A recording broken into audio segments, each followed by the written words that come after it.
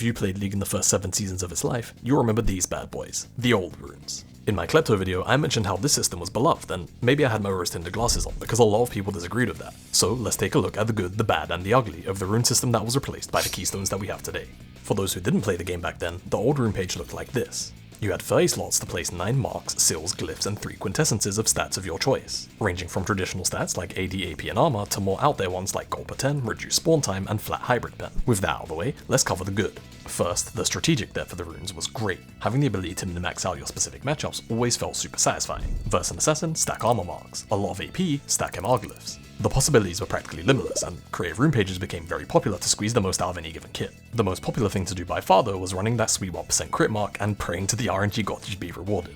But then there was the bad, and there was a fair bit of that. First was the complete lack of clarity on what your opponents were running. There was no way as far as I know to track the runes taken in-game. You could at least see keystone masteries much like keystone runes today in the loading screen, but not the runes themselves. Then there was the fact that they were tiered for no apparent reason at all other than to noob trap new players into spending their IP or old blue essence. With 3 tiers in total, tier 1 and 2 were simply worse statted versions of their tier 3 counterpart you'd use forever. So if you were a new player or leveling a new account, you just never buy these runes because they weren't worth it. And to make things worse, these were locked behind account level and you needed to be level 20 before unlocking the tier 3 runes that you actually wanted. Now however we get to the ugly and the absurd pricing of these things. I mean seriously, look at this. For 5 years of the game's life, before there were reductions for just the most commonly taken runes mind you, it would run you 3k IP for a set of 3 quints, a set of 9 magic pen marks, the most common for mages, would cost you 3.6, and at best you were paying 2k for a set of 9 runes that were most commonly taken otherwise. It was insanely steep when you had to consider you were usually only getting about 100 IP per game on average, and that's only if you won the game. Not to mention if you were a new player you were probably eyeing up a new champion to buy, and unlike today,